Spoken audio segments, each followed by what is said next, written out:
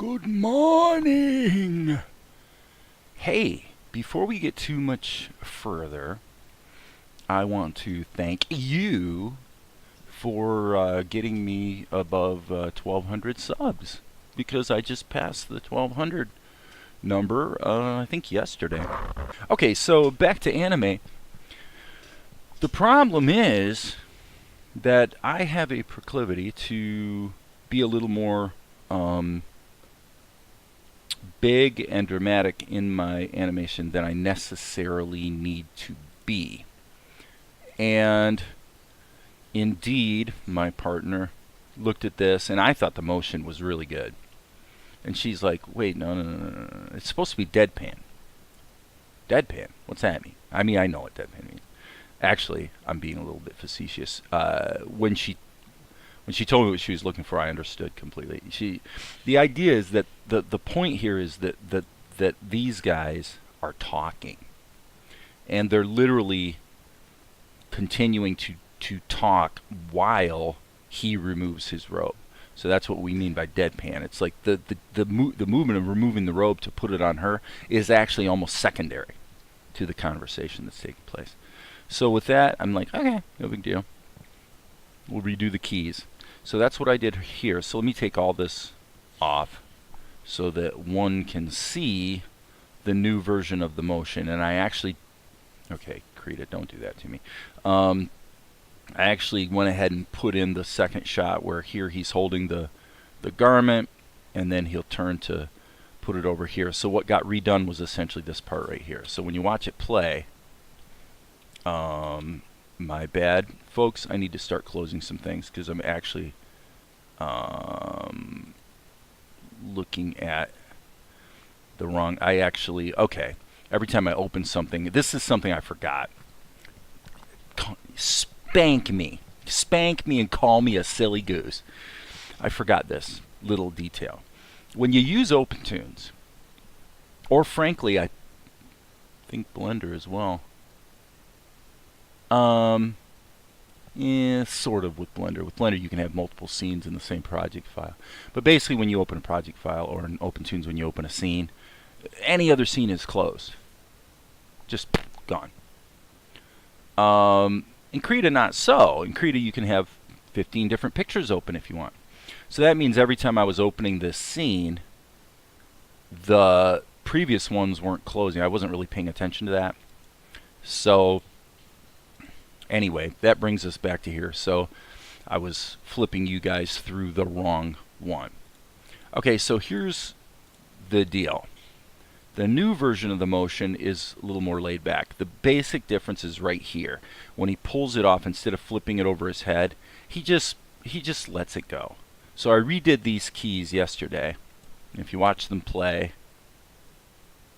I kind of worked the timing into it as well. So it's like there's a couple pauses like right here and here. It's like boom, boom, boom, boom. And one could argue, frankly, that maybe these pauses should be slightly longer. So I'm going to hit Alt. I'm just going to move this slightly downstream. And I wonder if there should be one more. Yeah. I'm thinking maybe here. Let's just see.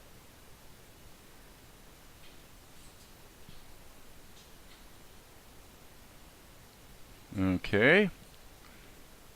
And I think the cut happens too soon. That'll work. Okay, so I'm going to save that. So now, let's look at some leverage. Now this guy is simply going to be, as Zen's taking off his cloak, I guess you'd call it, this guy just stands up, and then he disappears there because we're cutting to the other scene, or the other shot, which, by the way, at this point, I believe needs to be here, if I'm not utterly mistaken. Okay, so let's forget about him. So now we have this situation. And so part of the interesting challenge of this shot is going to be to take the new keys, and I want to make this as deadpan as possible. So that means that I want his head to never move.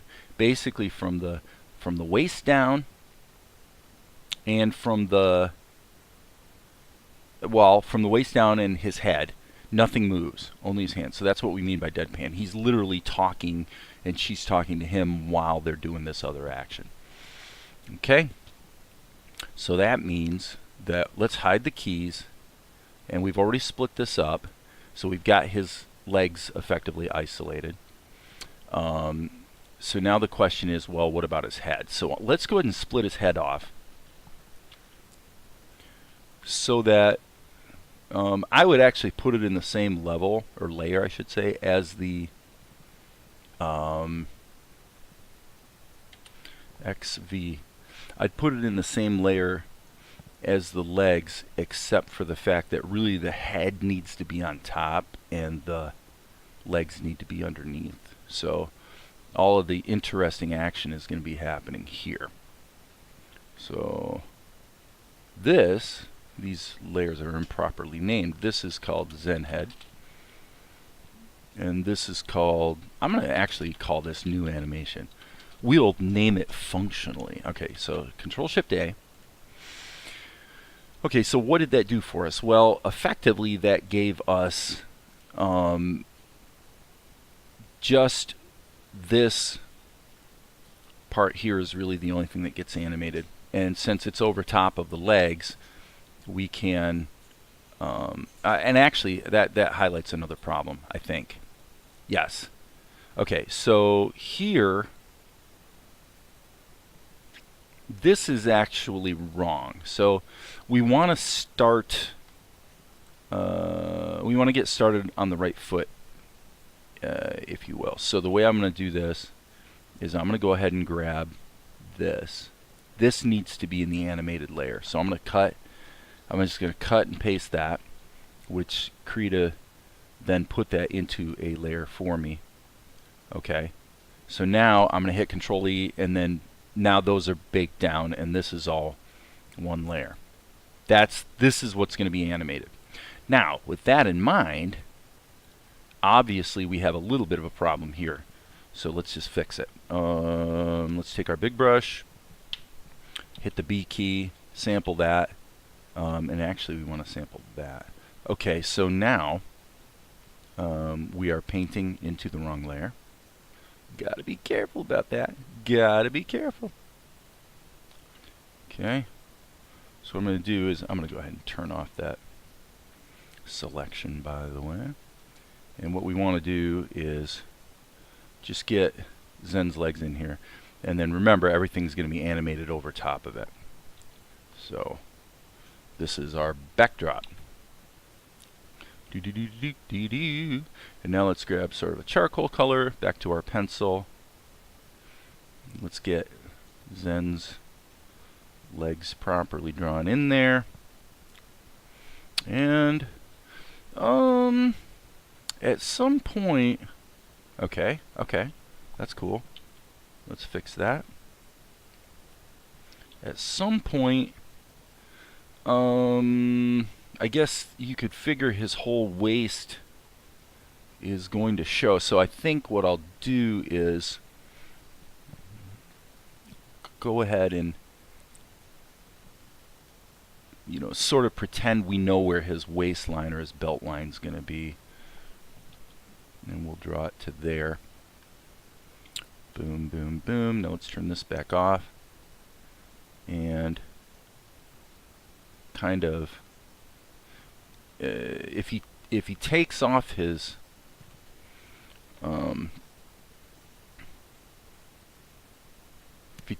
upper garment, then I guess he will actually still have his belt in place.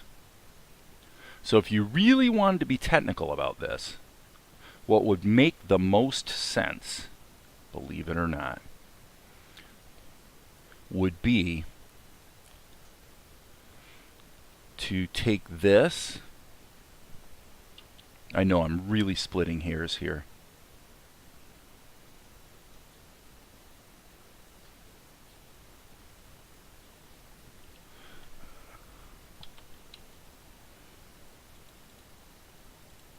And I'm going to keep this handy This layer is just his belt, which obviously, if we're going to have the belt in the picture, then we need to get his hand out of there.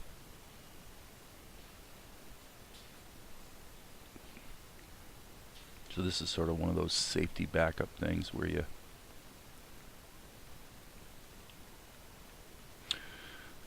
trying your best to plan ahead. Not sure if that's going to be successful, but there it is. Okay, so now we've got a copy of the belt just in case. All right, so we'll call this belt, and we got his head, got his belt, and now I'm going to erase the belt for the moment. I'm going to hide it. And so now what we're interested in is the motion. Okay, we'll keep the belt turned off. And this is the motion we're interested in. Okay? So now, let's do this. Let's merge. Do we want to merge it? You know what? Let's not merge it. Let's just turn this on, but make it pretty transparent. And then let's do the animation here. Now, if we're going to do that, it only makes sense to also, we want to show layer 6. Okay, so that makes it easy because we can see where all the keys are. Alright, so with that, we are going to, okay, it looks to me like these two keys are the same. So I'm going to put that there. And now here's where things start to change. Alright, now I'm going to copy it again because the left arm really doesn't change. So the only thing that's changing in this shot is the arm. Okay, so let's grab this brush, put it in erase mode, and sort of prepare to ink and paint that, so that's fine. Alright, and here, yeah, I think I'll say let's duplicate this one again and continue to do the erasing thing. And pretty soon we're going to reach a point where it really isn't going to behoove us to try to leverage what was done before too much. One thing we want to do here, oops, that really needs to be in shadow, so alright, grab that. Where's his hand? Okay. Alright. Okay, so let's just see what that's, yeah, so in the first shot his hand doesn't move. Okay, that's kind of interesting. That was a weird Krita-ism, I think. If we turn, okay, say a moment ago, I don't know if you noticed there, but a moment ago, see how his arm just came back? And then it stayed when I went to this frame. That's a bit of a Krita bug. When you find that Krita is not, when you're trying to scroll through animation keys and you find that Krita is not like remembering the changes from frame to frame, just hit the play button and play through. Because you see when you play through, what happens is you see all these gray dashes here. That means that those frames are getting cached into memory, and so at that point, when you scrub through, it'll look right again. Okay, so with that, we can keep rocking and rolling. And here, I am going to go ahead and just start putting in blank keyframes. So, yep, I'm just going to go ahead and put in the keys. Oftentimes, that seems to be the way to do it.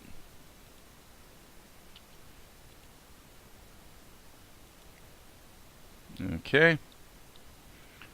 Let's crank this back up again. So that's where the shot changes. Yeah, frame 60. So seems to me that there's an issue with this. Yes. Here's the problem. There we go. There we go. Cool. What I just did would be more trouble to try to explain in English than to just hope that as you were watching you could see what I was doing. Sorry. Okay, actually that needs to be opaque. This needs to be more transparent. Okay. Now, when we select this layer, the other layer shows automatically, which is kind of handy. Kinda handy. So how are we doing on time? Okay, 19 minutes. So just getting ready. It took us almost 20 minutes. That's okay.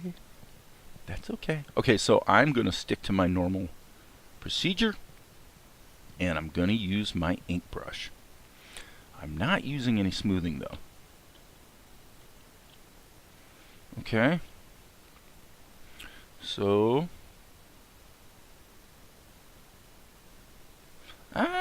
strike that idea. Looks to me like we're going for the inked pencil look. I'll tell you what, I'm going to put this and this in there, but I'm going to lock them. And let's see, let's turn off the onion skins here. I guess since I have a good animation model, there's really no reason to have onion skins because I can see what's going to come next from frame to frame. So what I'm doing here is I'm going ahead and putting the belt back in the picture so that we can see it.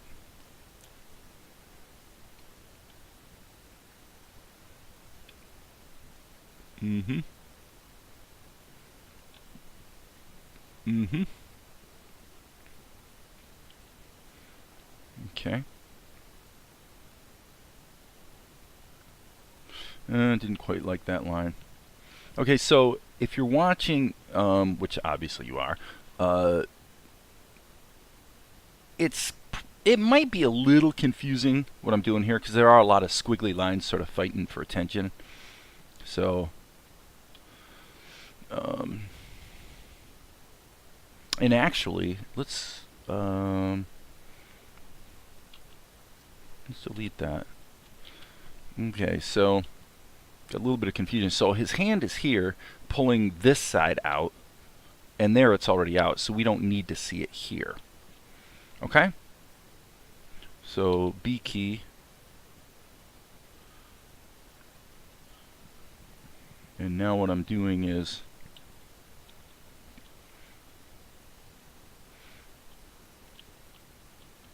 okay, and that, is that problematic or not? I don't think it is problematic. I think the answer is to just move Akari over. Let's address that right now. Let's go here, unlock this layer. Okay, so here's what I'm going to do. I'm going to just grab Akari, cut and paste. Okay, so now she's actually in a different layer, and there's no reason whatsoever to paste it back into the background. There's no point. Let's just leave her out. So Akari, and we'll lock that layer. Okay, so now when Zen does his thing, he's not like smacking her in the face with it as he was a moment ago. Okay, so now let's take, this is our sketch. Why don't we'll label that sketch. Hello, I said sketch. And sketch, can you crank down the opacity while the layer is locked? Apparently you can. I better save my work. It's been a while. I always say save early, save often, and I'm probably the worst guy ever at actually remembering to do it, unfortunately. Okay, so there's that, and here he's just let it go with his left hand.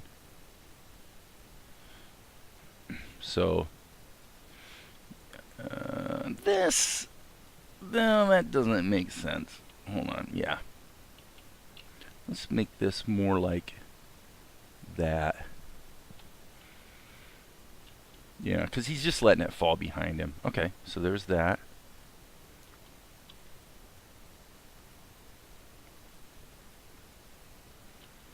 I'm just trying to get the clothing blocked in.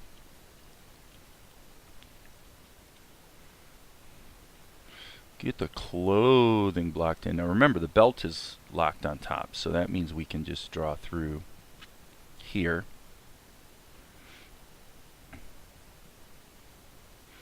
So that's what we're trying to accomplish here. What's missing here, obviously, is the hand grabbing it. Okay, grab, pull.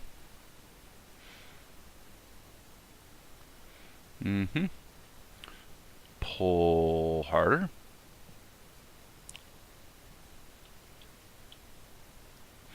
Pull it all the way out.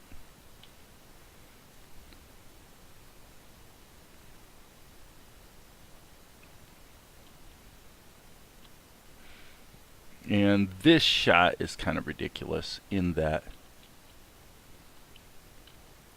the length is kind of exaggerated to a ridiculous degree.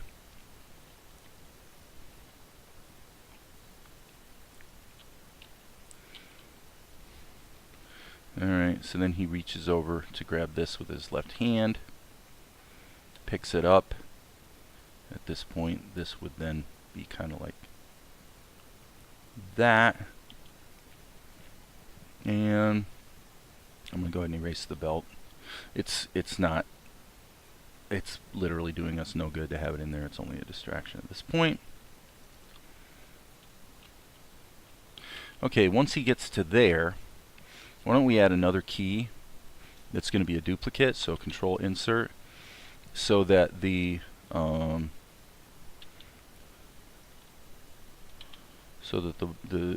garment can settle. Okay, so now I'm going to go boom, boom.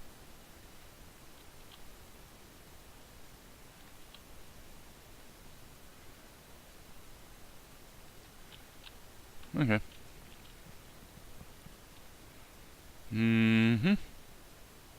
So what is that key?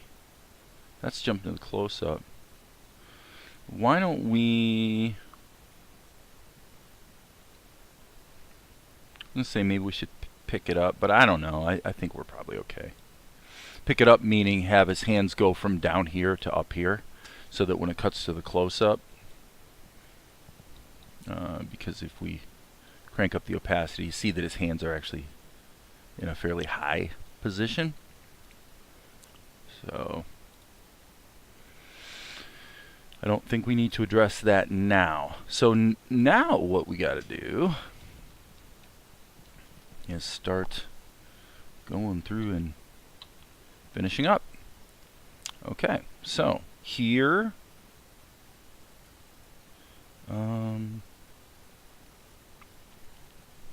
let's go ahead and erase. Probably the sketch should be made very light here, so it doesn't become a major distraction. B key, yeah. But we don't want it to be in erase mode, do we? So no eraser.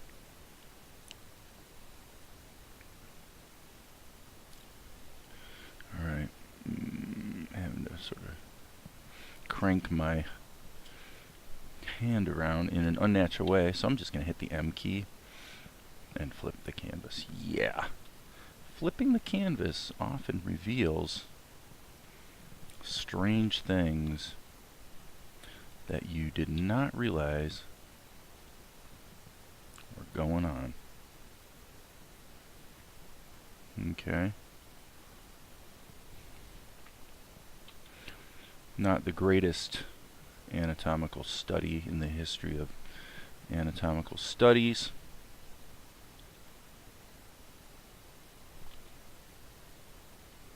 Boom, boom, boom, boom, boom.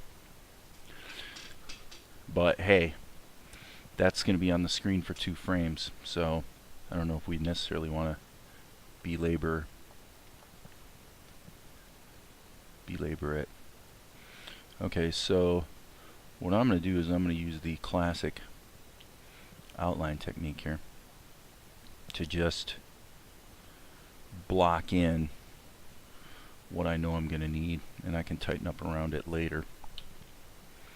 Alright, here, yeah, from there on, we're not really trying to salvage earlier work anyway. So therefore here,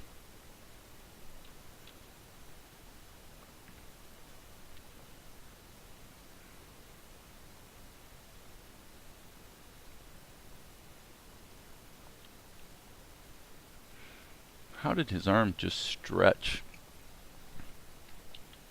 I'm being facetious. Obviously his arm didn't stretch, but the way I drew it made it look like it did. And the problem is not his arm, the problem is his elbow. This is the problem. That's not too bad. I would like to have a little bit more curvature on the bottom.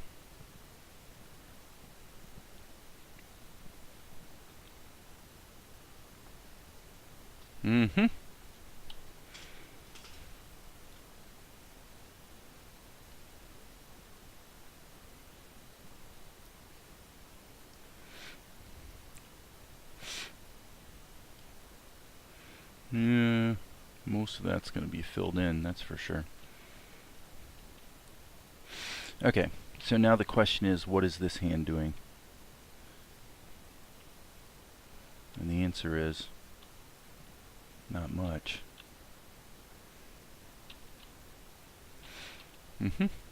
Boom. So now what I'm going to do is I'm going to start blocking this in on the basis of the old adage, work from the known to the unknown.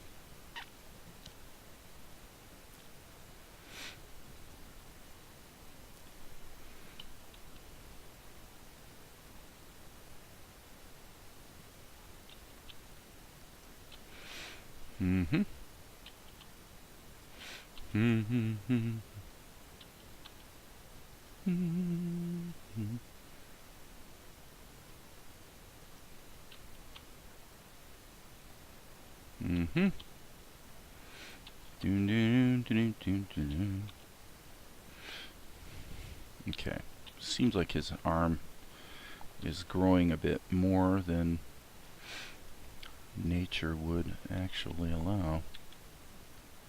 Let's go with a little straighter line there. Yeah, trying to dial in his anatomy just a bit. Okay, so this is just, I mean, it's just tricky, you know, because there's a lot of folds, there's a lot of overlaps. It's just a really tricky thing to try to draw. And bearing in mind all the time that we have this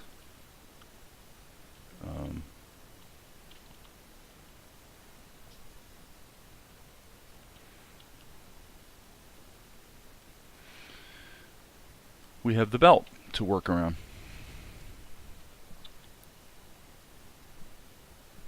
Yeah, I know. I'm incapable of finishing a sentence when I'm drawing at the same time. It's one of my little conceits, I guess. Boom. Just trying to indicate where his elbow is. And even though this is final art, not a pencil test. What I have found is that the more sketchy and fluid I am, the better the animation tends to wind up looking. So that's why I don't usually use if I'm doing a pencil test, I'll use onion skins, because you're just moving fast and you just want to see where the previous key was, and that's it. Once I'm into doing ink and paint, normally I leave the onion skins off because I feel like they're a distraction. Yeah, okay, so let's say that hand's going to do that. So it's also fun to flip back and forth because you actually see the thing moving.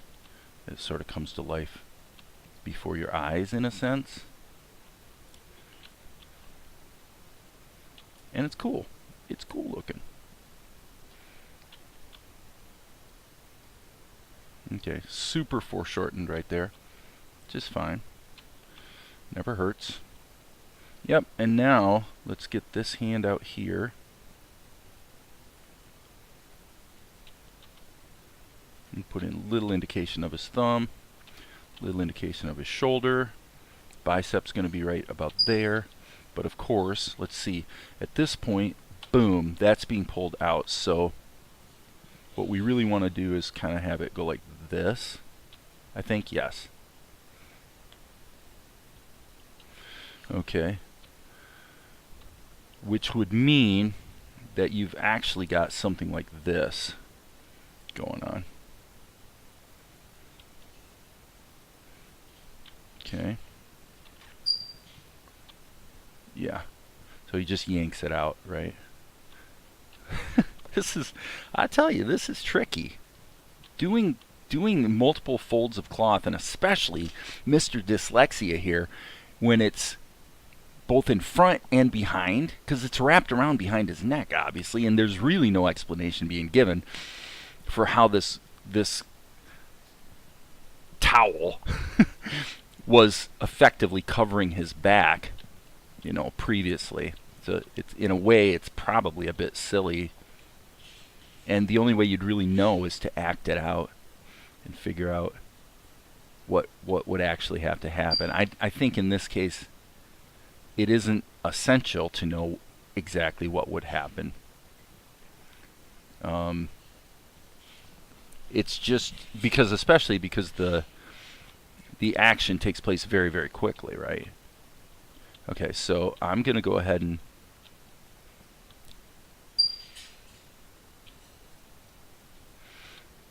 get some indication here of his neck / shoulder.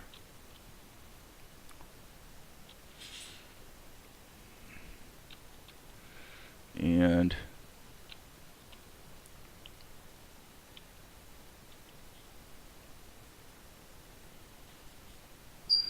pecs. The guy's got some nice pecs going on. Pecs, and you know, I'm kind of, believe it or not, modeling his pecs after Schwarzenegger.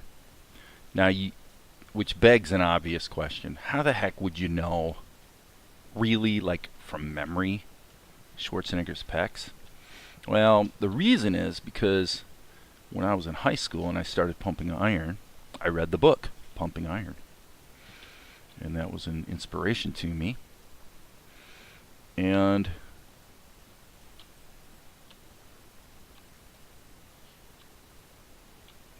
you know, there were a lot of pictures of Schwarzenegger in that book. Of course, that was before he was a movie star and all the rest. Okay, so now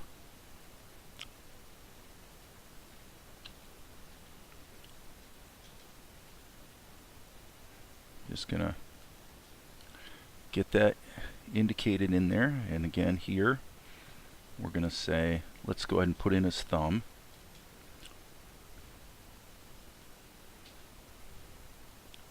So again, tricky part is this is both in front of and behind at the same time. So yeah, it is tricky. Tricky's the word. Today's word, children, is tricky. Some things in life are tricky.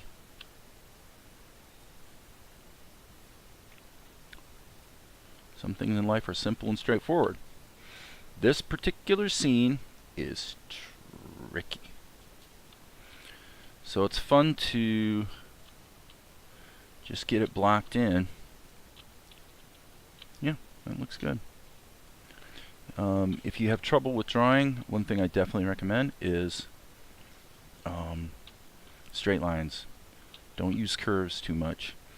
If you let's save early, save often. If you block something in with straight lines, you can always go in just like a computer algorithm and connect it by re-envisioning it into a curve. But generally, it's easier to draw accurately when you use straight lines. Don't ask me why. It's just a fact. It's just a thing.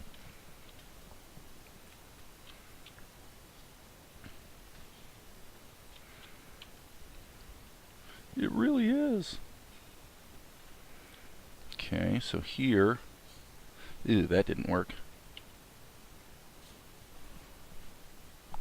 Makes me wonder about the other side of his neck, which suggests that this is a little bit inaccurate. Okay. Yeah. Darn it. Let's go back. Okay, right here. We do not want to be in erase mode.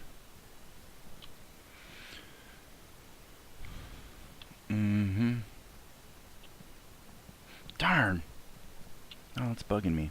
Let's grab this, and I'm going to hit the A key and just move that up and rotate it a little bit. Okay, now back to the B key. We don't want any selection. There we go. Nice. Nice!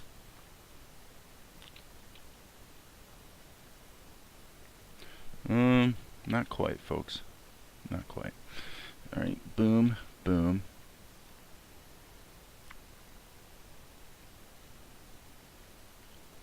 Alright.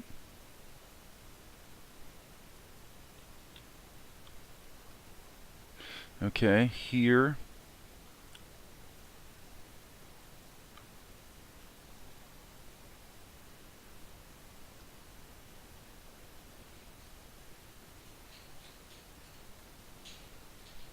We're letting her go.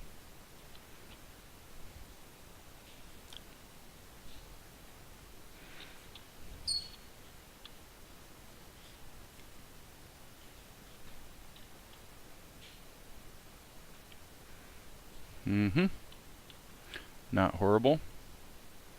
Yeah, Schwarzenegger had a very, I would say this contour of his pecs underneath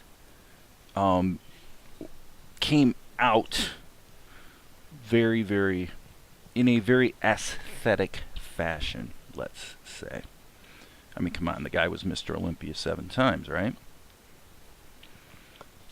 He was certainly the first truly ridiculously dominant guy in the bodybuilding space.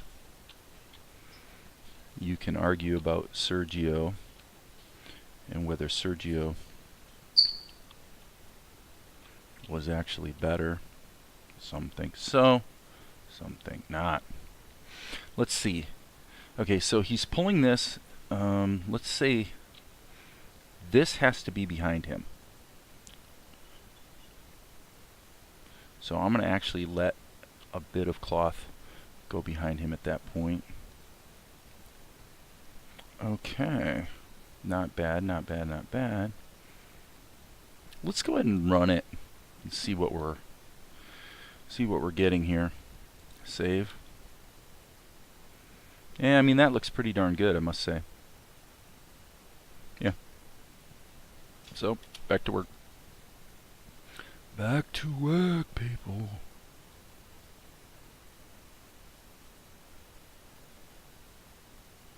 Yep. Zoom. Okay.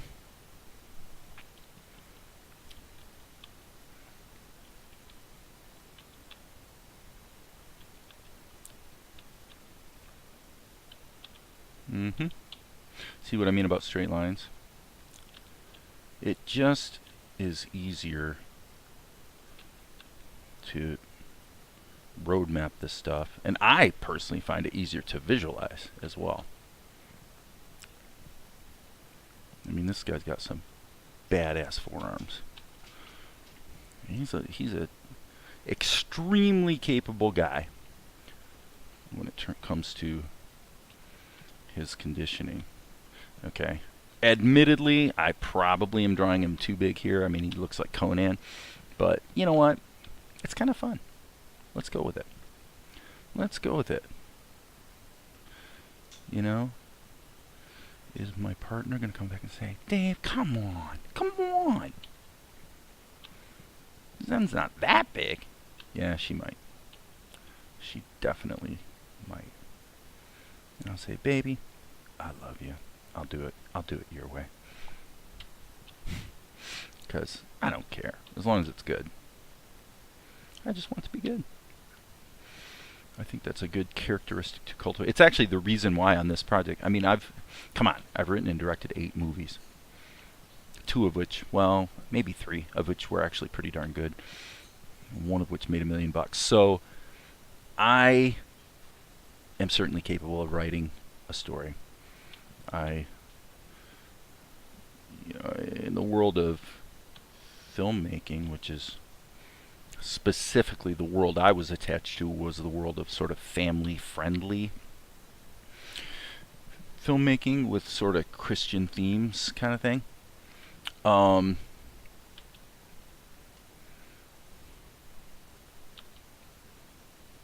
Without a doubt, my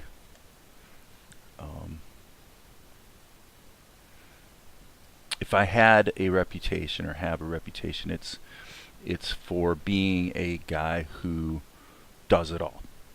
Writes it, directs it, does all the color correction, you know, all the special effects, writes the musical score, you know.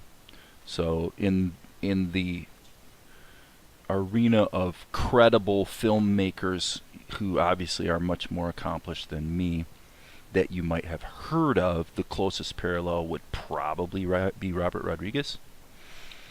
Yeah, in fact, my editing style was kind of influenced by Robert. But so what's my point? My point is that with this project, I am deliberately making it my aim to subject myself to someone else's creative vision, which I think is really a good thing to do. Now, if you're a young animator kind of person wanting to do this kind of stuff, it might be a good thing for you to do too if you're not a person with a mega strong artistic vision, because it's really easy to be to get nothing done because you kind of agonize over what to do. You know, what's the great idea? You know what? You know what my opinion is? There is no great idea. They've all been used 1,000,000 times before. Just have fun doing what you're doing. Which, by the way, dovetails in my last Life Lessons for Creative People. I was asked, how do you stay motivated? And I still have not answered her question really. And I do apologize for that. I've actually, you know who you are. I have actually given a lot of thought to that question. I think about it a lot, and I'm just not sure how I want to answer it. So maybe I'll talk about it a little bit right now, which is to say this. The reality is it's hard to stay motivated. The thing I'm learning in my life right now, because I'm in my own personal life, because of my desire to do this as a matter of personal discipline, I am going back to the 1990s in a sense, and I'm spending some time just on the phone every day, just making cold calls for my commercial media services. And the reason I'm doing it is because it's challenging. It's hard to like cold call people and face rejection. And so at this point, my best answer to this question of how you stay motivated is, golly, if you're shackled by the need to feel motivated, it's going to be a lot harder than if you just develop the discipline to do what you decide you probably need to do, whether you happen to feel motivated or not. That, without a doubt, is one of the most powerful and valuable skills that any person can develop. So again, in my life, one thing I'm doing is deliberately forcing myself to do something I don't particularly love to do. I don't mind, it's one of those things, once you get into it and start making calls, it's actually kind of fun. And frankly, you make money, The stupid thing about it is how little of that is required before you start popping sales, and all of a sudden it's actually paying off in coin for you, It's really surprising how little it takes.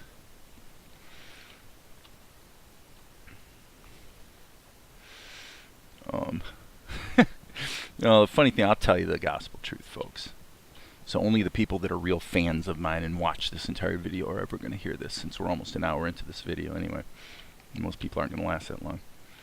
If I have a reputation, this is an honest, true confession. If I have any reputation among the people who know me, it's not that I'm super successful. The reputation I would have would be that I'm the guy who could have been stupidly successful based on my talent and all those sorts of things, but wasn't. And I don't care. I really don't care, because but I think I like being aware of that. I mean, I'm pretty sure that's true. And I've had people say it to me. Because what I do, most people will, if they're honest, they'll say what they wish they could do, which is I've literally worked for myself, more or less by myself, for 30 years. I just haven't had a real job since 1991.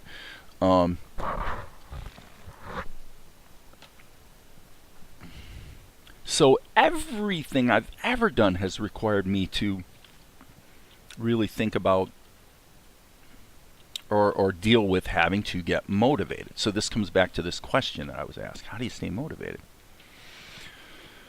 The honest answer is, oftentimes I don't feel motivated, and sometimes I'd love to be able to say, well, but I'm a super disciplined person, and so I just buck up, and you know what? But that's not true. Frankly, I'm pretty lazy. With my business, I've always used technology, a little bit of programming, and different processes, kind of a little bit of an analysis of customer service and what actually matters to the customer versus things you could be doing that take up a lot of time that they actually don't care about. Those sorts of things, sort of ferreting out what matters from what doesn't, and staying focused on the things that matter, which I'm not going to waste time with an example right now, but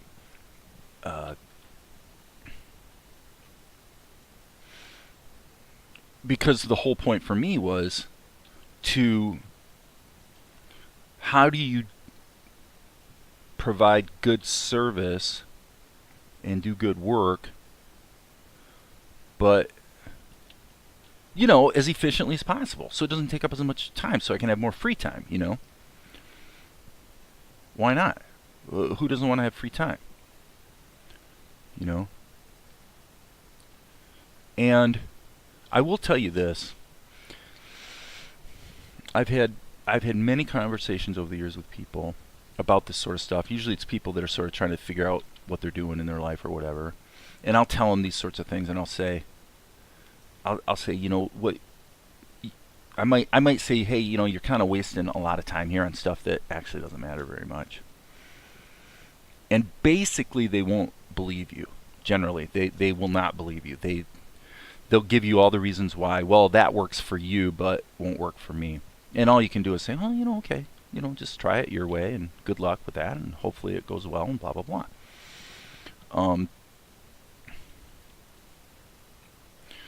People tend to actually be operating on the basis of a fairly significant set of assumptions and or fears that may have no basis in reality.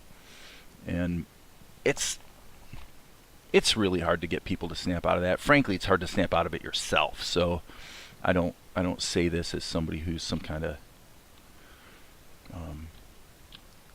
authority.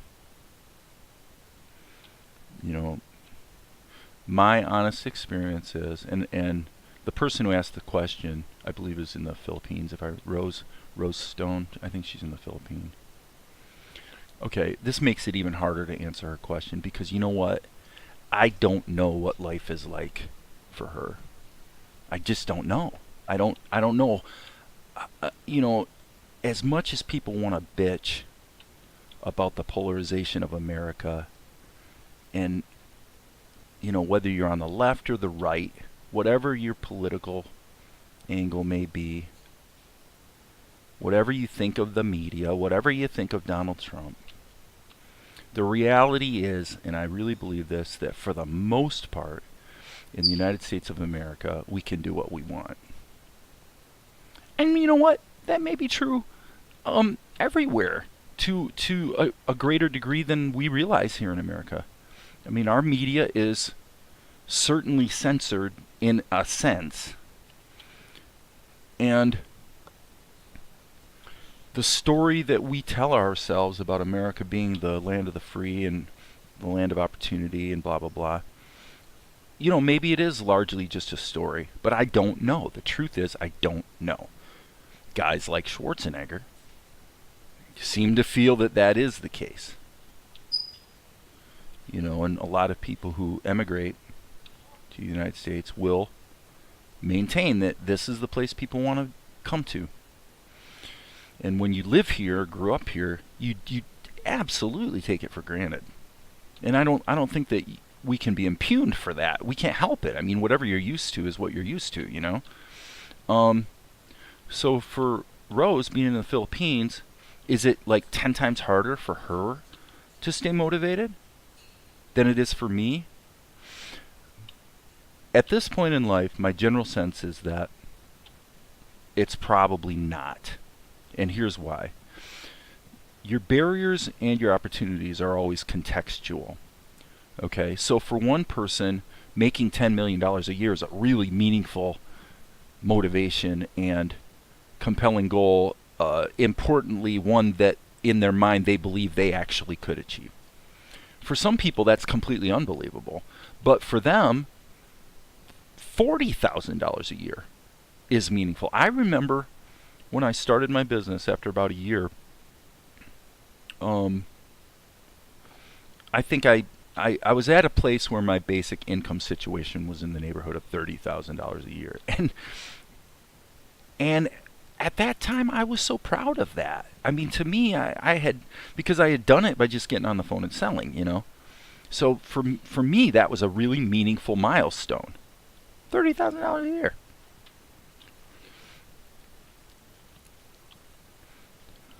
Okay, so what's the point? Well, the point is that I can't evaluate my situation. I can't evaluate someone else's situation or opportunity or goals or what's meaningful on the basis of what's meaningful to me. Okay? You know, there's a difference between political oppression where you know, you don't get everything you want, versus political oppression where you very well may be killed if you say the wrong thing. I mean, you know, there's a lot of differences out there in the world, and so we want to be a bit careful about the assumptions we make. So I'm going to make the assumption that in the Philippines, for Rose, there are probably some barriers to success that I don't have. Because I know for a fact that if I get on the phone and start making cold sales calls for anything, in my case it would usually be a musical radio jingle, it would be a website development, or it would be other business media services, let's say. Okay. I know for a fact that just one day of making some calls and I'll stir something up. And you know, and I'm talking about only spending about an hour a day on the phone. It doesn't take that much. I can stir it up. I will find some new business. I just will. I always have. Okay, so maybe that wouldn't happen if I was in the Philippines, or if I was in China, or if I was in the Middle East. I just don't know. But you could say, well, Dave, wait a second. Why are you so fixated on success and selling and all that sort of thing? Maybe what's meaningful to Rose is just motivation to, just keep drawing animation and keep improving. And you're correct. So I'm addressing the question in terms of what I think about, what's meaningful to me. I will say this. Some of the people that I really respect and admire are creative individuals, many of whom are gone now. But like one would be Stephen J. Cannell. One would be Mike Post, who did the music for all the TV shows that Stephen J. Cannell created. Guys in the cartooning space, guys like Jack Kirby, I suppose, who were very prolific, really produced a lot of work over their career. And authors, like a guy like, I don't know, Stephen King, or people who produce a lot of work. The characteristics that I've seen in common between these people, the pattern that keeps re-emerging when you look at these people's lives and their habits and how they look at what they do, is that number one, they have a work ethic where they love doing the work, and so they just do it every day, and they do it on a schedule. I think a lot of times they have a start point and an end point based on the clock, and they just go and they just do it because they want to do it. But the point is that they do it in a disciplined manner. No matter what, every day they sit and they write, or they sit and they compose, or they sit and they draw. So it is my sense that developing the discipline, the question was, how do you stay motivated? Well, developing the discipline of doing it a certain amount, and it can only be 15 minutes if you want, but to do something every day, a little bit, no matter what, I think is extremely good for people's psychology, and it's good for their productivity. So that would be number one, I think. The other characteristic I see of people who are very prolific, basically, I'm talking about creative people who are both prolific and happy, seem to really enjoy their life and their work. So I would say this is number one, is they have a disciplined work schedule. Certain time of day every day that they do what they do. They sit and they write, they draw, they cartoon, they compose music, whatever it is. Number two, they're not the best. Nobody's going to argue that Stephen J. Cannell created the best TV shows ever. He didn't. In fact, I've read his novels. I don't even think he's that great of a writer. The people that seem to enjoy their work the most are not the people who are the necessarily most talented. They just like doing it. They just like doing it. So they do it. And they got enough self-esteem. They've got a good enough self-image that they don't feel bad for just going and spending time doing something that they enjoy doing. So that's a gift from God as far as I'm concerned, because a lot of people, including myself, have really been shackled because of things in their childhood and things like that, with various kinds of self-doubt. But you can mitigate that with point number one, which is to develop a habit. So develop a habit. Don't worry about being the best. Don't worry about even being great. Screw it. Just assume you're not. Assume you're not the best. Assume your talent is just average. Okay, can you make a good living and have a lot of fun as a talent who's average? Yes! It's the 80-20 rule. 10% of the people out there, these are just broad numbers, but let's just look at it this way. 10% will never have a prayer of being, they suck. 10% are genius. They're nothing, everything they touch turns to gold. Everybody else is mediocre. The world and all the stuff we watch every day and the things we enjoy and the products we use basically are driven by the work of people who are not actually that amazingly great at what they do. They're just okay. I really believe that. So it's okay to be just mediocre if you're productive. If you have the work ethic, your talent doesn't matter. You'll be fine. If you have amazing talent but you don't have the work ethic, you're screwed. You're not going to get anything done. You're just going to think about it. And I speak that from experience. I mean, I think in many respects that's the story of my life. I've spent too much time thinking about it and not enough time just doing it, So, and I don't regret it because I love where I'm at in my life, but, I can be honest about my own, strengths and weaknesses. So, number 1, develop a habit.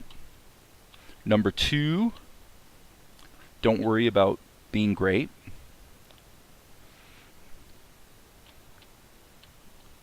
The other characteristic of these people that I'm talking about, Stephen Cannell, Rick Emmett, excuse me, I'm sorry, he's a guitar player I like. Mike Post, Jack Kirby. Another characteristic of people who seem to stay motivated or are productive and seem to build a good legacy of work behind them is that they don't look behind. They don't go back and look at their own work that much. If you ask them what's the best thing you ever did, they'll always say it's whatever I'm working on right now. I've heard that repeatedly from creative people that I respect. So I would say that's a significant pattern. So do we have a list here? Kinda, sorta. So number 1, I'm gonna actually do this right now. Number 1, forget motivation. Motivation is, sometimes you'll feel motivated, sometimes you won't. It isn't about how you feel. Number 2, develop a work habit. By the way, there's obviously a lot of things we could add to this list.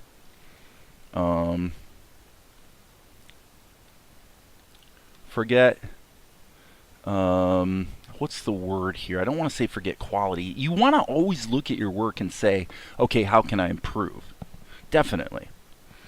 I'm going to say forget about excellence. I know for a lot of people they're going to object to this. But my point is that, number 1, well, let's just say A, excellence is subjective. Some people think this is excellent and other people think it's not. Okay. Number 2, the old saying, you is where you is. It's like building muscles. You can only do it so fast. So what good does it do? You can look at things that inspire you that you think are excellent, but what good does it do you to cry about the fact that you're not there yet? The only thing you can do to fix that is go back to this, step 2, and just keep working at it, right? And then broadly speaking, I would say don't look back. Keep moving forward to the next challenge, the next project, the next whatever. Okay, so now I'm going to go ahead and delete those out of my page. So I hope you guys haven't found this little diatribe to be problematic. I just kind of got focused on the topic and remembered that Rose had asked me this question, so I figured, what the heck, I'll go ahead and try to answer it. How are we doing on time? Man, we're getting into the second hour here, folks. The second hour. Well, I've talked in other videos about the goal of being able to crank out good solid work in, like a scene, be able to knock out a scene in a half hour or something. And yeah, that is my goal. But sometimes there's shots that are simply, they're just more challenging, man. This is not an easy shot when you're dealing with all this cloth. So what's the important question? The important question is, am I having fun? That's a super important question to me. It's why when I started this YouTube channel, which was, it was probably a little over a year ago. First I was using Blender. Then I was using Krita. Then I was using OpenTunes. Then I was back to Blender. Then I'm blah, blah, blah, blah. I'm always switching. Well, why is that? I don't care. I don't care what the tool is. I care that it works. And I care that the process is fun. This goes back to the matter of motivation. If the process is fun, you can use, like in Krita, you don't have any keyframe interpolation. But if you have fun using Krita, so that you don't mind if you have to do a few more drawings, you don't mind if you have to work out the interpolation yourself, because you're having fun. So I do think that's important, to find the right tool, because every tool is different and they resonate with different people in different ways. The overall paradigm of OpenTunes makes the most sense to me, probably, but the killer feature with Krita that makes it a little bit better in some respects is that the drawings are all baked into the Krita file. So, for example, if I wanted to tell my son to, hey, why don't you ink this scene for me? Here, I penciled it. You do the ink, which is gonna happen, by the way. I like the idea that I can just email him the Krita file and everything's there. So not only is OpenTunes different in that respect, but it's also unreliable. If you're not careful to either clone your levels or save them separately, save them under a new name, that sort of thing. If you don't do that in OpenTunes religiously and carefully, your work will be destroyed. That's a fact. The scene that you were working on 2 weeks ago that you now repurpose so you could do another scene because the characters are in a similar pose and blah blah blah. Well, guess what? When you realize, well, you know what, there was something about the earlier scene that I actually needed to tweak, and you open up the earlier scene, and lo and behold, it turns out that because of the work you did on this later scene, and by the way, I get that you can argue, geez, Dave, that's just basic file management. You need to be careful. You need to save it under a different name. Yada, yada, yada. Of course, I know that. You're correct. You are not wrong. All I'm saying is, in practice, I'm finding it less problematic to simply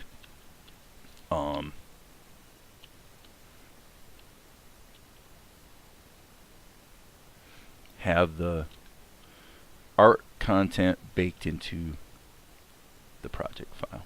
It just seems to cause less problems more of the time. It is what it is. Okay, so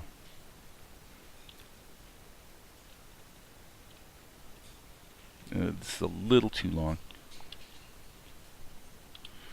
Alright, boom. Boom.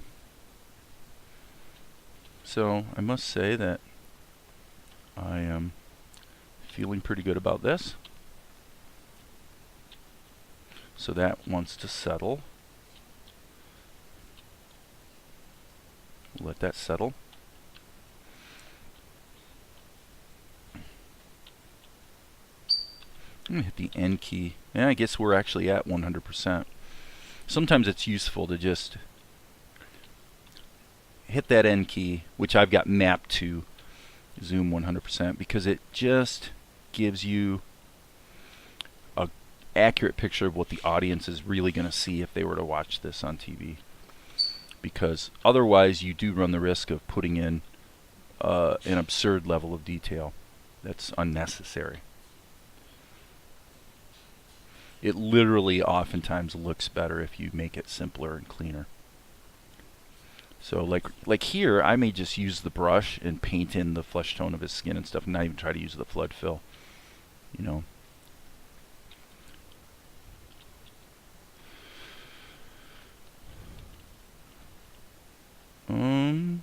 Okay, so what is this shot? 48. I don't know if this shot's... I'm going to remove this for the moment. Okay, it looks like, yes. I mean, everything changes on frame 60. So I think what I'll do is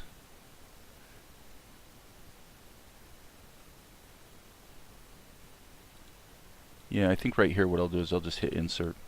So okay, so the basic problem here is that his head is disappearing sooner than it needed to, so that needs to be there. Okay, so now we can hit the play button and kind of see what we have. Okay, look at that. Isn't that great? I mean, not to brag or anything, but that's a pretty good looking shot. And so this gets back to what I was saying about the work being enjoyable. To me, I don't mind having to make more drawings, and I don't know. I've gotten imbalanced in sometimes at different times in terms of being too fixated on working fast instead of being more fixated on just making it good. That's kind of my weakness. What I find is you need both. So I've learned that I do like to race. I want to have a fairly low stress life, but in the context of a given task that's being done like right now from start to finish, I like to race. I like to try to go fast. There's no problem with that. But you can't be so fixated on efficiency that you lose sight of the fact that maybe there's something wrong with it that needs improvement, you know.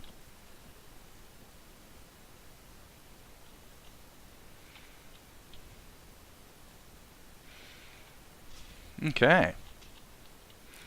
I think I got the ink done. So let's turn off the sketch layer. And probably we should turn on the belt. Just let's see where the belt concept breaks. Right there. Right there's where the belt breaks. So let's go to the belt layer. And why don't we hit Control Insert. And let's just, okay, the belt layer is still locked. Sorry about that. Okay, so let's go here. And I think if I just hit erase, did that work? Yeah, just erase it. I'm going to grab this brush, by the way. Okay, so now if I go in here, and let's just accommodate the other layer like so. And right here, we want to do kind of sort of the opposite. So yeah, we'll just adjust the belt layer to accommodate whatever's going to pass above or below the belt, and yeah, just call it good, you know. Boom. Alright. So now I'm scrolling forward one frame at a time. Okay, so that I can just erase where it needs to be erased. And I'll tell you again, this is why I've been enjoying working with Krita. Is that I don't know, there's just something really fluid about this way of working that I've been, to my own shock and surprise, I've really been enjoying it. Okay. And so, need our pencil. Boom, boom, boom. You know, I'm not sure if this is like the greatest looking belt drawing in the history of art. Okay. So now this keyframe probably needs to be dragged to there. And it looks like, okay, so now there's another problem, obviously. So let's get this. I think what I'm going to do is I'm going to get this done. And then I'm going to go ahead and call this I'm going to go ahead and finish this in one more video, I think. Okay. Right there. We've got a... We're covering that. Okay.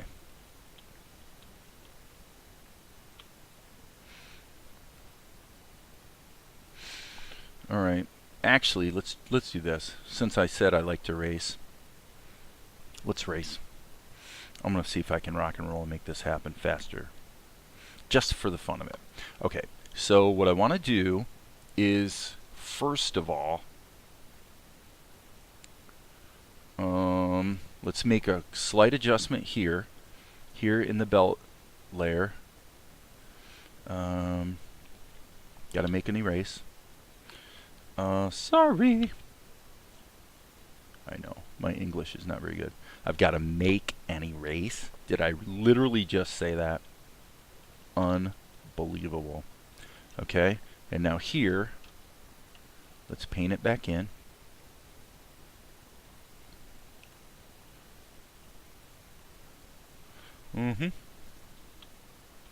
Oops, I want to add one little boop right there. Okay. Slight adjustment. Slight adjustment.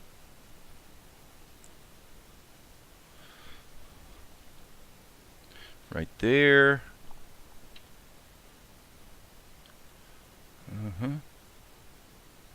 Okay, so now the hand is just grabbing.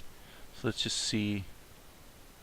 Yes, he's really just grabbing the fabric at that point. So, in other words, the belt is still on top.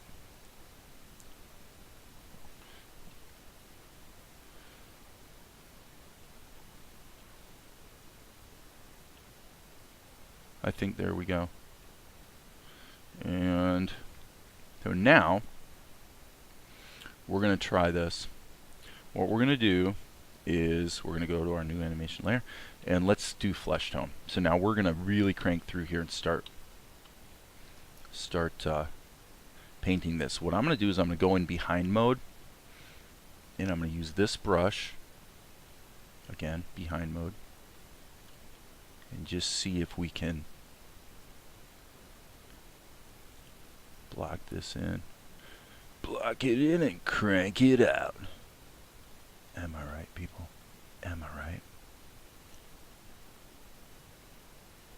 Okay. We'll deal with shadows later. Later. It sounded like I said layer.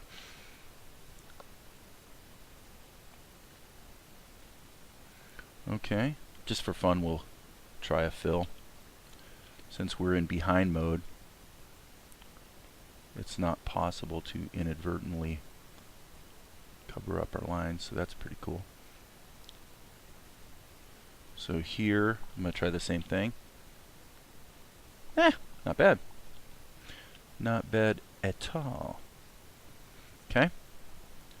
Again, we will leave our shadows for another time. Leave our shadows for another time. So all I have to do is just tighten that up like that. And my expectation would be that's going to fill just fine. Yep. And so then I'm going to grab the B key for the brush. And we're going to go through here and get that awesome flesh tone all in there. Okay, frankly, it's probably just as fast to not even keep the whole process. I know this sounds probably stupid, but the actual process of hitting the key to switch to fill mode actually becomes a bit of a time suck after a while, because you have to sort of stop your brain and think about where you're you know, what key you're pressing and this sort of thing.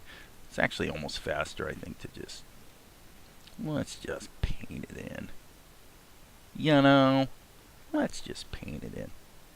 Okay, next key, And by the way, I'm going to save early, save often right now. So now what I'm really going to do is, just for fun, I'm going to race. I'm going to try to see how fast I can do this. Just to challenge myself. I love it. I love it. I love it. I do.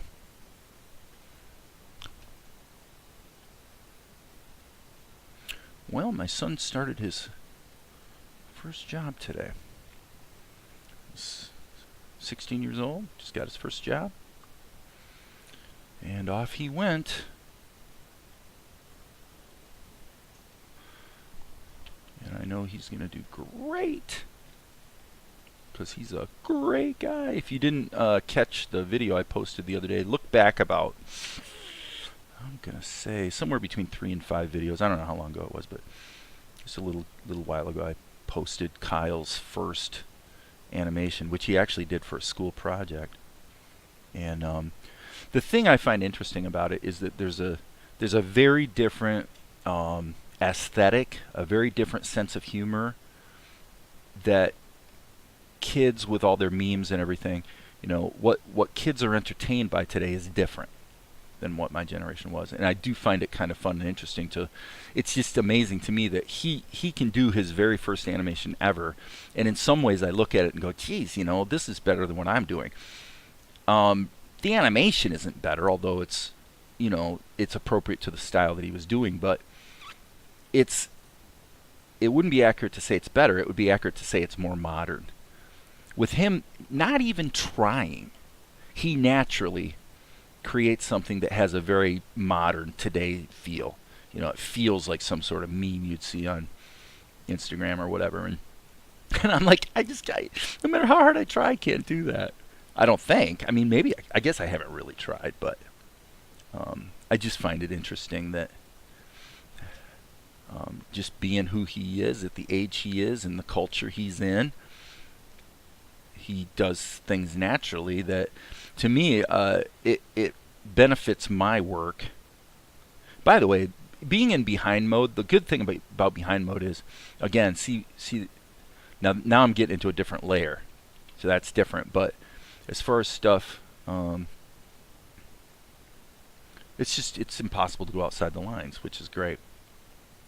Now, of course, I could be hitting the S key and making a selection and copying it and duplicating it and all that. You know what? I just don't care. I'm having fun blabbing like a goofball while I just hand paint this. And it's so fast. I'm literally seeing my animation come to life before my eyes. So, you know what? I like it. I'm good. I don't need the fill tool right now. I don't need to think about leverage. I don't need to think about reusing stuff. I'm just going to go and have a good time. Good time. Good time. Okay. Next key. Next key. You know, and the fact that it has all these gaps in it is a good thing, because remember, this is the actual size that people are going to see, right? So it's pretty tiny. Pretty tiny. There we go. Yeah, as fast as I just filled this big area. So let me follow my logic through. What my logic said was that if I was using the fill tool, I would have to close the gaps anyway. No matter what, I've got to do that. I've got to close this gap here. Okay? So the argument I'm making is that once you've closed the gaps, which you have to do, it's only then that you could even use the fill tool if you wanted to.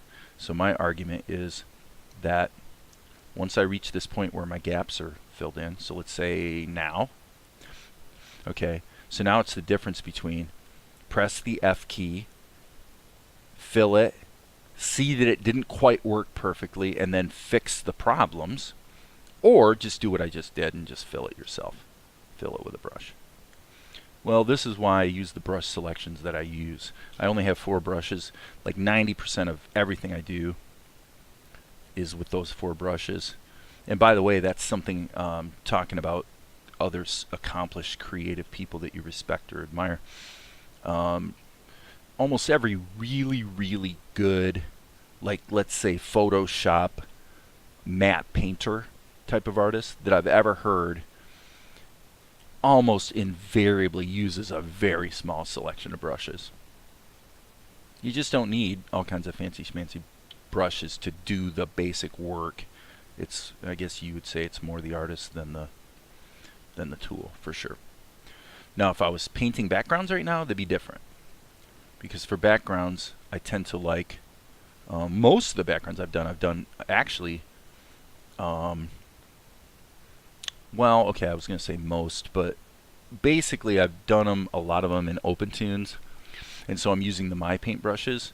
So in Krita, I have to use different brushes because you can't use the My Paint brushes in Krita. Although, what you can do, and this is another thing about Krita that I like, is you can cut and paste. You know, I could paint something in My Paint and just hit Control-C, jump over to Krita, hit Control-V, and paste it in. So effectively, you can use the My Paint brushes in Krita. You just cut and paste it. That's one of the most annoying things I find about OpenTunes and Blender both, is they don't play well with the clipboard for whatever operating system you're using.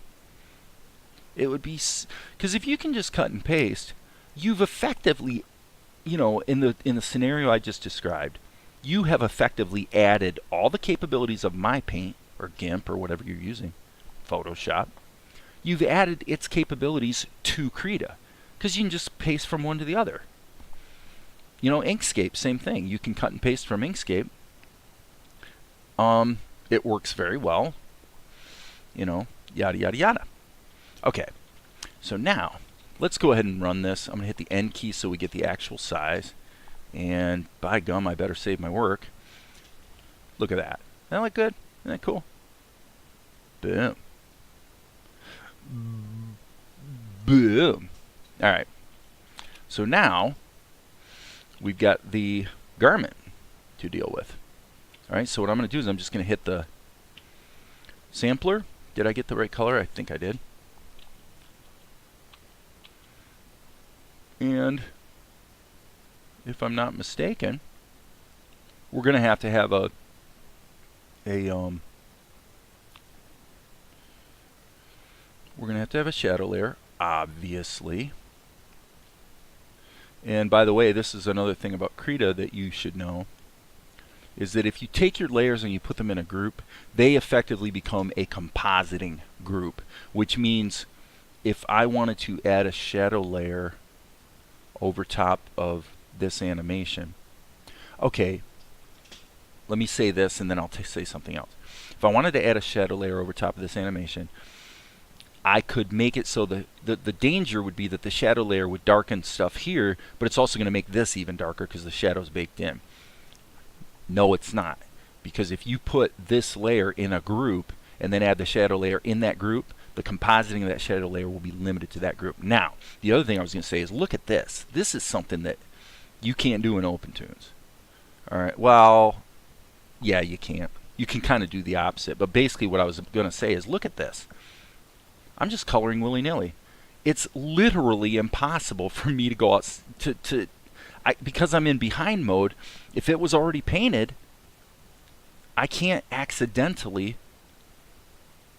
cover up what I already painted. That's amazingly cool. That's super, super cool. Because it's just so fast, man. I really like that. It's probably one of the best arguments for doing your paint and your fill operations in the same layer in behind mode, as opposed to putting them in a separate layer. You know, this is just so easy and fast. It's stupid. You know, you just scribble it in. Scribble it in, man. You're good to go. Now, admittedly, I just made a mistake there that I'm going to have to correct. And just hit erase mode. And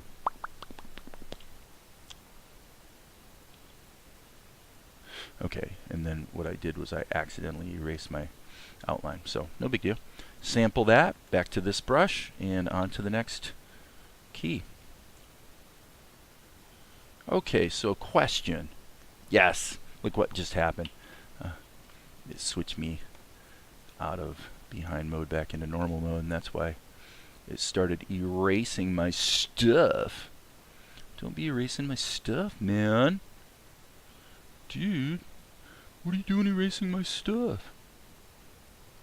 Whee! Oh, it's so fast. It's so easy. So yeah, kudos to Krita on this particular point. I think it's quite a killer feature. And of course, Krita's not the only program that has behind mode. And since, just because I can, I'm going to go ahead and do a little bit of fill operations here. Oops. Sorry. I'm hitting the X key, and I didn't mean to hit the X key. What's happening when I'm hitting the X key? Oh, it's toggling between front and back. Got it. Okay. Yeah, I meant to hit Z, which speaks back to what I said earlier about hotkeys. You know, it sounds like nitpicking for sure, I know. But the very idea of having to pay attention to what key you're striking with your finger does become a time suck when you're talking about something that, you know, takes hours and hours to do. You know.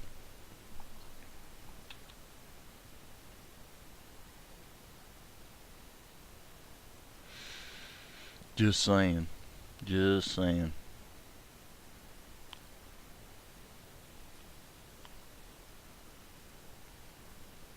Just saying.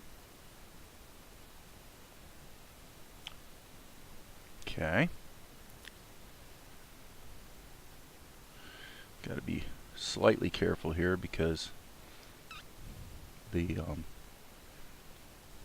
you know, there is a layer behind it that I could accidentally overwrite. So boom, boom, boom. Okay, I'll hit the fill tool just this one time. Just this one time. All right.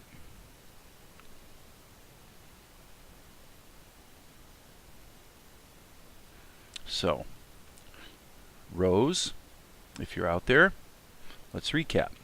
How to stay motivated. Forget about being great. Be content with where you're at today. And now, having done that, develop a habit. It's not about being motivated. It's not about how you feel. Just do it. Even if it's 5 minutes. Even if it's 1 minute. Decide what you're going to go do and do it. And make it a habit. Because you'll always be amazed. You'll go, golly, man, I hardly even feel like I was trying, and yet I accomplished so much. When I look back, I can't believe how much I accomplished. That happens all the time when people develop a work habit. So, it's not about being motivated.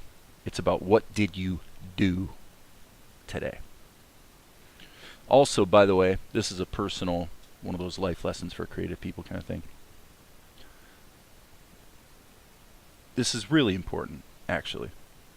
Only concern yourself with now, today, right now, the present. Don't worry about the future or the past. If you focus on the past, you're liable to get wrapped up in regret. Oh, you know, I've wasted too much time. Oh, you know, I feel embarrassed and guilty because I didn't do more. There's a lot of things people think that those thoughts are, they may be completely accurate, but the problem is they're not beneficial. They are not useful. So why bother?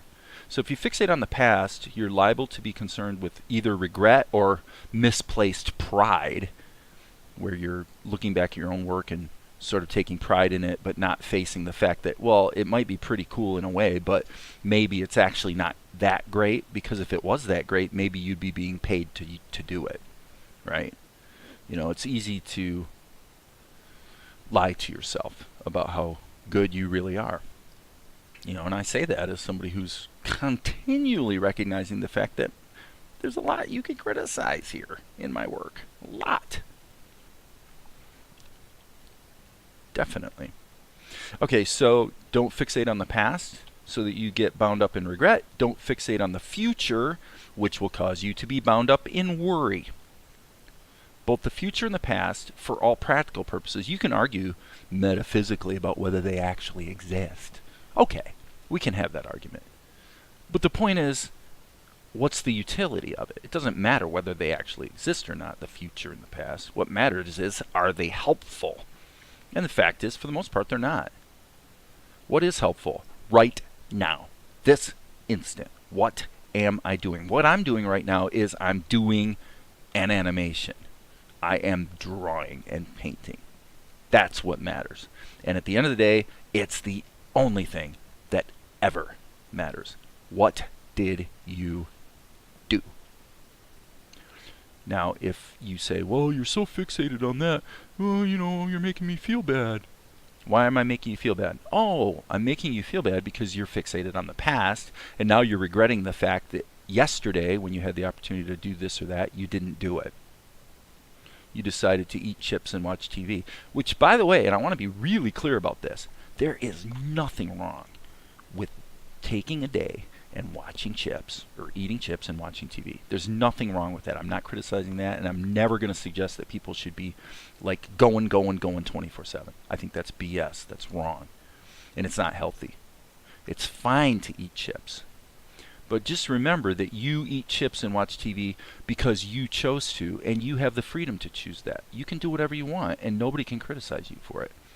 But it's just pragmatically speaking, if you're looking at the results you're getting in your life, then you need to be sober-minded about it and realize that eating chips and watching TV is only going to get you so far.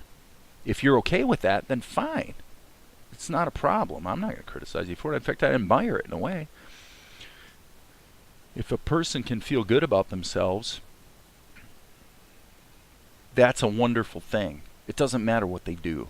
So when I talk about what you do, it isn't a matter of judgment. It's not me judging you. This is all about you, yourself, internally, saying to yourself, what do I want to do today? That's why self-esteem is kind of important, because you got to know that it's okay for you to want to do this or that. It's okay for you to decide. And by the way, you're the only person who can. So that's one of those elegant little life rules about which I like to say, it always works and there's no other way. Any principle about which you can say it always works and there's no other way is a principle you should be paying very close attention to, because it's binary. If you go in this direction, you'll get this kind of result. If you go in that direction, you'll get that kind of result. And it's very predictable, and it always turns out the same. Which brings me back to the principle I was talking about. What are you going to do? Focus on the present. The past is all about regret. The future is all about worry. Neither one help you. Therefore, focus on what you can do right now, yourself. And understand that it's slow. Everything's like building one of these. You can't do it quickly. It's like losing weight. Nothing happens fast in the real world, ever. You can only progress so quickly, so get over it. If it wasn't true, it'd be great, but it is true.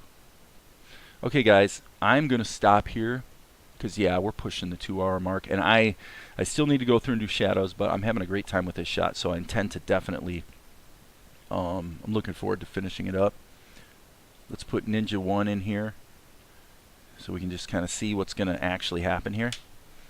Okay, and obviously Ninja 1 needs to be up on top, so he's not. Okay, so, and then obviously we also have this issue. So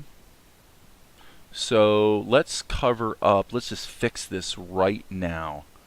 This is called new animation. I wish there was a way to solo a layer.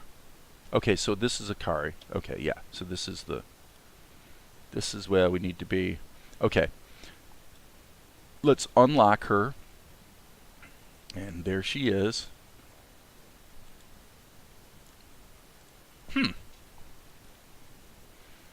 That's interesting. Okay, so the issue is this. We need to remove this keyframe. We need to take this keyframe and move it back to here. Okay. So that's the Akari layer. So the problem is that Akari seems to have surreptitiously snuck her way into a different layer, which is Zen's lower half. So here she's gone. Here she's not gone. So I'm going to save my work because what I'm about to do might be destructive. So I'm going to remove that keyframe and drag this back to here and see if that did the trick. Okay, so now Akari is completely out of the shot, and if we bring in this layer, she's back in and everything's working as advertised. So now I'm going to hit the L key, and I like it. As he's taking off his shirt, Ninja 1 stands up. All we got to do is put in the shadows, the background, and then we can probably, in this case, I'm going to go ahead and finish up. I'm going to go ahead and put in 2 shots for the price of 1, so to speak. Let's go to the sketch layer. How come we can't see it?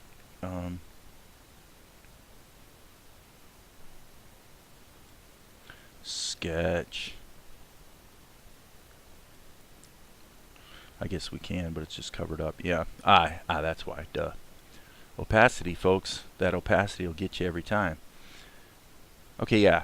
So let's just play this to get a feel for the timing. Yeah, heck, I'm down with it. Let's do it. Okay, so I'm not going to do it right this instant. I'm going to go ahead and kill it for now. And I think it's been a good session.